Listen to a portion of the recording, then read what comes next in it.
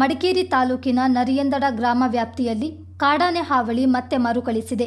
ಗ್ರಾಮದ ಪೋಕುಲಂಡ್ರ ಈರಪ್ಪ ಎಂಬವರ ಪೈರು ಭರಿತ ಗದ್ದೆಯನ್ನು ಕಾಡಾನೆಗಳು ತುಳಿದು ನಾಶಪಡಿಸಿವೆ. ವರ್ಷಕ್ಕೊಮ್ಮೆ ಭತ್ತ ಬೆಳೆಯುವುದು ಕೂಡ ಕಷ್ಟವಾಗಿರುವ ಈಗಿನ ಪರಿಸ್ಥಿತಿಯಲ್ಲಿ ಶ್ರಮಪಟ್ಟು ಬೆಳೆದ ಭತ್ತದ ಬೆಳೆ ಕೈಸೇರುವ ಮುನ್ನವೇ ಪುಂಡಾನೆಗಳ ಹಿಂಡು ಎಲ್ಲವನ್ನೂ ಧ್ವಂಸ ಮಾಡಿವೆ. ಗದ್ದೆಯೊಳಗೆ ಅಡ್ಡಾಡಿ ರೈತನ ಶ್ರಮವನ್ನೆಲ್ಲ ಮಣ್ಣು ಮಾಡಿವೆ.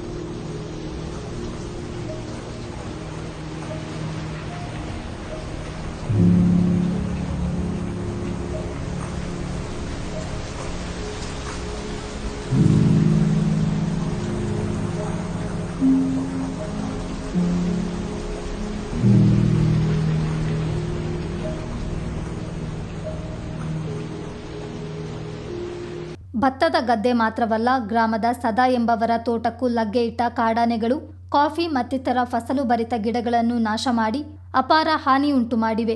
ಈ ವ್ಯಾಪ್ತಿಯಲ್ಲಿ ಭತ್ತ ಬೆಳೆಯುವ ರೈತರು ಕೆಲವೇ ಮಂದಿ ಇದ್ದು, ಕಾಡಾನೆಗಳ ಉಪಟಳದಿಂದ ಮುಂದಿನ ವರ್ಷಗಳಲ್ಲಿ ಭತ್ತ ಬೆಳೆಯುವುದನ್ನೇ ಕೈಬಿಡುವ ಚಿಂತನೆಯಲ್ಲಿದ್ದಾರೆ.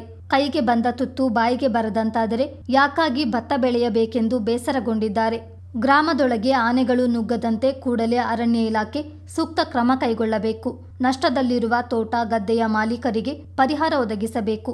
ಪ್ರಾಣಹಾನಿ ಸಂಭವಿಸುವ ಮುನ್ನ ಇಲಾಖೆ ಎಚ್ಚೆತ್ತುಕೊಳ್ಳಬೇಕೆಂದು ಗ್ರಾಮಸ್ಥರು ಆಗ್ರಹಿಸಿದ್ದಾರೆ.